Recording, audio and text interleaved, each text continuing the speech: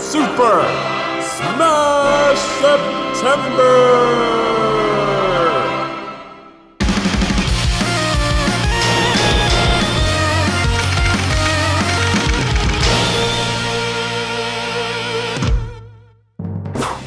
What makes Super Smash Bros. Brawl unique?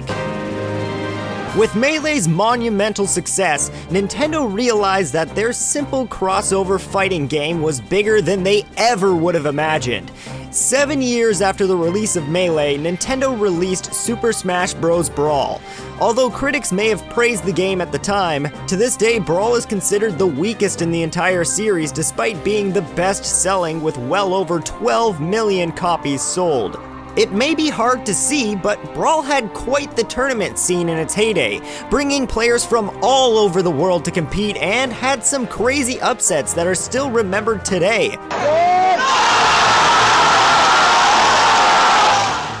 Brawl is the dark horse in the series and has quite a different game feel compared to its brethren. What makes Brawl unique is its engine. Many technical aspects are so different compared to its predecessor that it focuses on outwitting your opponents in a way that is unlike the other games in the series. Let's begin.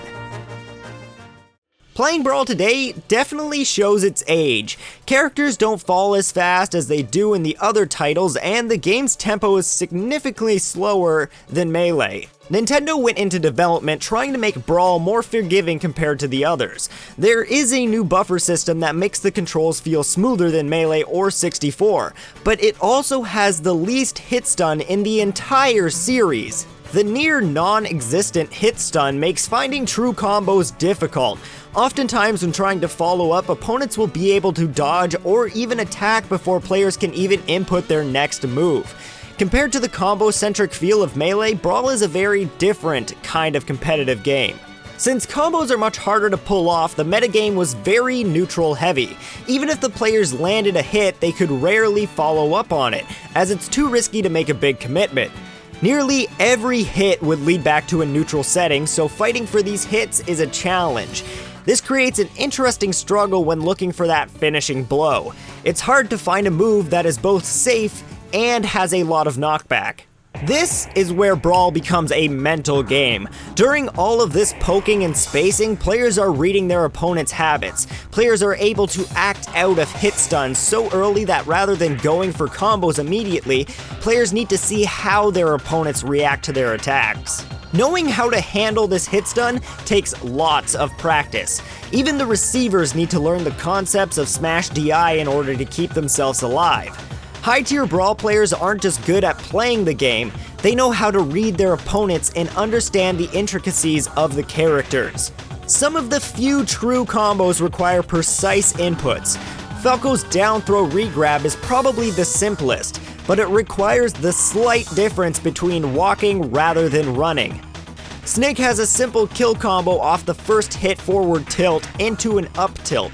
It requires patience, otherwise you just get the second hit of forward tilt. And then there's the Ice Climbers who have the most punishing combo in the game with a series of regrabs between the two climbers. It can take any character from 0 to death, but it's very difficult to pull off. Understanding all of these small differences makes Brawl require a lot of studying. Even characters like Diddy, Peach, and Zero Suit Samus have special techniques that fit into their item game. Sometimes for combos and other times simply for moving around and controlling the items. It's not just about using or mastering these techniques. It's about knowing how they can be used in the combat. In a competitive setting where both players are jockeying to land attacks, Brawl has some interesting competitive play. Players need to understand not only what they're capable of, but what their opponents are capable of. There is a huge cast, making matchups another whole field of study. Since combos are rare to find, Brawl is about forcing opponents into mistakes. It makes the meta focused on mind games. Simple things like crouching after an up throw or fishing for the opponent to air dodge makes it not about practice, but rather knowing how the opponent plays and using that to your advantage. Sure, the Smash series as a whole has the capacity for mind games, but Brawl is centered on it. That's why so many matches come down to what's known as last hit, last stock.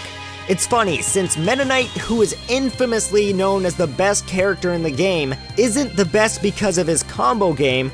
His attacks just had high priority and allowed for those stray hits better than the rest of the cast. Although he did have that one combo.